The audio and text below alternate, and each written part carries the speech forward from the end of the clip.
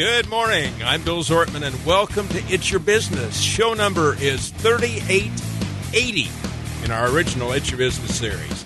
Back after a very much needed week's vacation, visiting family that needed the Zortmans to share a meal in our hopes for their medical improvements. We did just that, and we're happy to be back.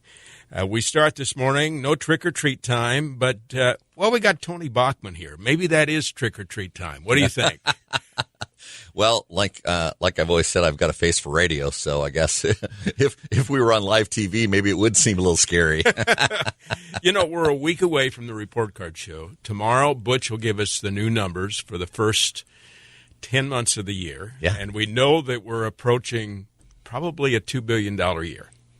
So other than that, what do you think we're going to be talking about not only today but next week? Yeah, I think, it'll be very interesting to see what the market metrics turn out here as of next week. But I think the thing when you're talking about tricks or treats and what's the truth and that sort of thing is that, the market velocity of what's been happening out there has certainly tamped down a little bit.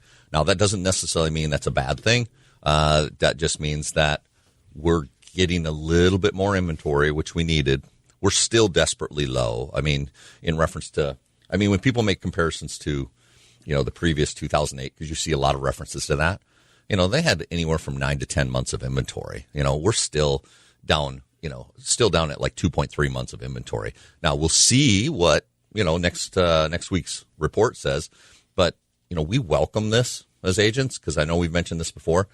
It allows our buyers to feel like they have a little more time to think about things, and they're allowed to ask for inspections and maybe even ask for an allowance for something that's wrong or potentially wrong with the home after they do their inspection. So, but when it comes to the marketplace, prices, interest rates, the velocity of market, they're all interconnected, but I still don't see anything like, oh my gosh, button down the hatches, we're in trouble. And I saw your notes. I lost your notes.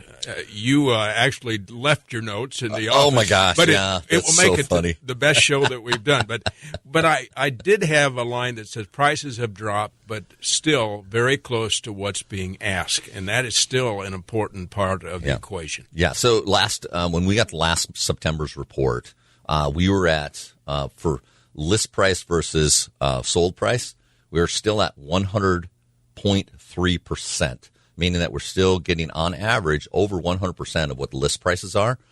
It'll be interesting to see if we duck underneath that because we've had over 100% received on list prices or in homes. I want to say it's been like a year and a half, like 18 months. So, and the other thing too is I know that, depending on what marketplace you're talking about, a lot of times, one of the things that I had in my notes for you is like, yes, some of these communities are seeing a downturn or a decrease in home prices. And I gave you some examples. Denver, Colorado's down 5.8%. Seattle, Washington's down 8.2%. San Francisco down 8.5%. San Jose, California, 10.7%.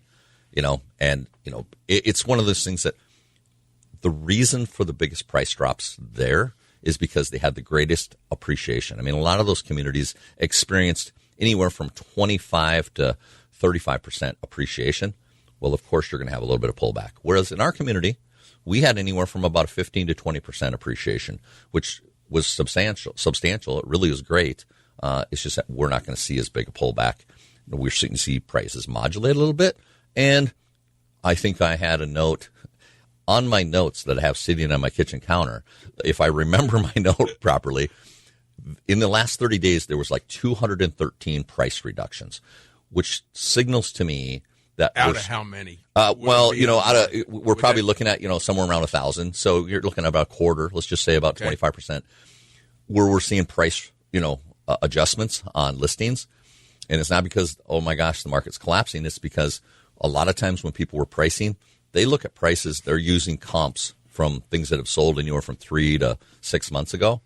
Well, 3 to 6 months ago was a little bit different market than it is today. So, it doesn't hurt that they ask what they wanted for it. They're quickly making adjustments on their homes, adjusting the prices. I did see something that I hadn't seen in a while, and that was when I got back. I saw open houses, but bring your agent. I had not expected to see anything like that, but it means if you're looking at the house, don't just kick the tires. Come on in and be ready to do business. Yeah, well, I mean, that's the other thing is I think we, when it comes to the number of open houses, we've seen that probably increase tenfold from the last anywhere from 3 to 6 months ago. I mean, where before you'd have a weekend where there may be like 10 to 20 open houses. Well, now we're at 100 plus open houses, you know. You know, the other thing I noticed in your initial notes that are not probably on your kitchen table, and that was buying homes in cooler weather. It's easier for those that can't afford it.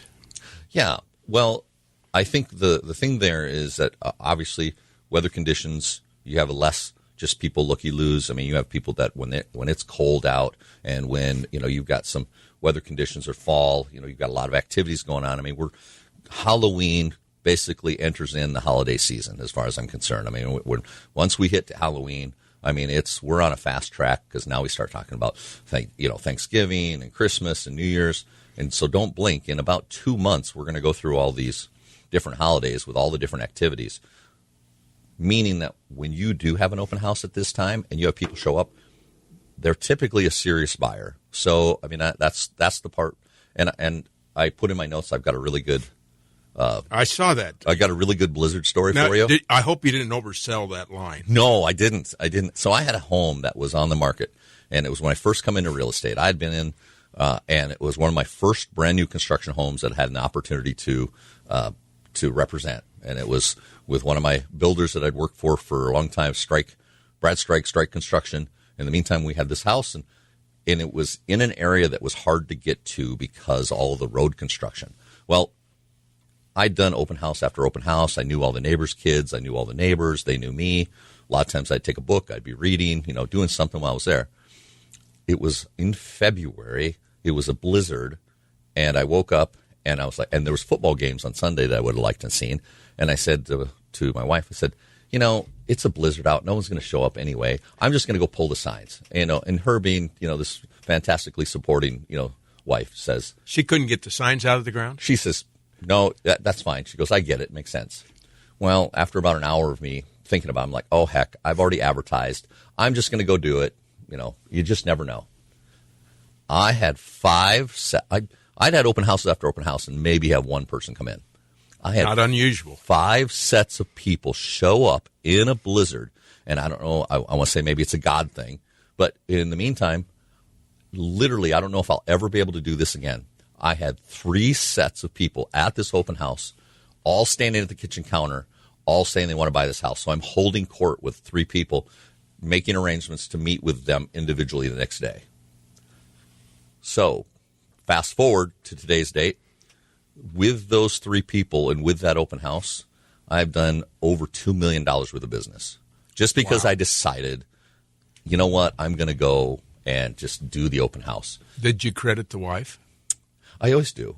I wouldn't be where I'm at without Stacy, supporting me. So, and I'm anyway, the same with Carolyn. So to your point about weather conditions and being colder, maybe you don't have as many people. So it's not necessarily about the quantity. It's about the quality of people that show up and their intent. And I think people that show up now till end of January have really high intent. And so that's where we as agents want to be on point, and maybe to that point where someone said, bring your agent, because it's like, okay, let's go. Let's make this happen. I always talk about Sioux Falls and South Dakota when I'm on the road. I've had a chance to be a couple of different places, St. Louis just a month or so ago, Texas this week, and I get to talking about our business here, how we are different, and whether it's Austin or Amarillo or someplace in between, they're saying, why is South Dakota so different? What is it that you guys have up there that's attracting as many buyers as you've got, and you do it all 4 seasons of the year? Yeah, I think number one, since if you've been raised and grew up in South Dakota or in some state where you get snow on a regular basis, we don't get all flustered by the fact that there's some snow on the ground. I know a lot of places when you go around. There was snow on the ground in Texas. And I'm not making fun when I say this, but when they get like an inch of snow or a little skiff of something, everything shuts down. Well, because they don't have the equipment to deal with it.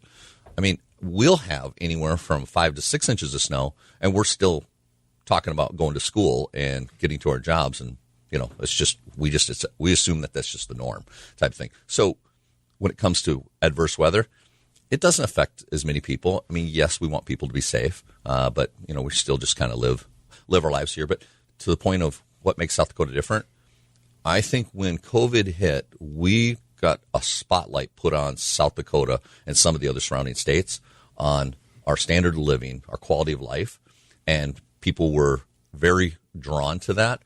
We were already set up because of our economy and what's happening, in our city and our local communities with businesses and growth.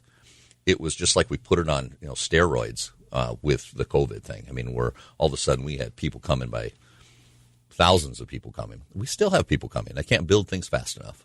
He's the keynoter for our report card show that we'll do next week, but 60 days left, 61 days to be exact. Yeah. What are we going to see in those 61 days if you're a buyer or you're a seller? Sellers, just know that it's still a really good time to sell. No, just like we talked, it's not that we're going to have 10 offers on the table. What we're looking for is just one good offer that makes sense, and you're still getting high dollar for your homes, which is great. That way you can take that equity and move on to the next equation or find something that better fits you at this point in your life. Buyers, don't despair. There's more inventory out there for you to work with, and you have the ability to negotiate a little bit. And I think that where inventory is gaining just a little bit, which is helpful for the buyers. And, our biggest segment is the millennial buyers right now. And a lot of those millennial buyers make very good incomes because they've went to school, have professional positions. And so when you're talking about a $300,000 house or $400,000 house, even though it's a first-time home, it doesn't dissuade them from buying. Brent Adney and Dave Kelly, always our regulars in the report card show. From what you've just talked about and what they may talk about, what should we know? Yeah, I think that we know the specter of the Federal Reserve wanted to tamp down inflation is still there, and the conversations are is we probably will see another 0.5 to 3/4 point increase, possibly sometime in the month of November. And then depending on what the results of that, they even said that there might be another 0.5 point increase in December, which then that puts us into the 8s, So that's the part where I even have buyers now that, for the last week have come out of the woodwork, said, hey, let's make something happen. Put 3 contracts together last week because people want to beat the fact that the interest rates are going to go up again.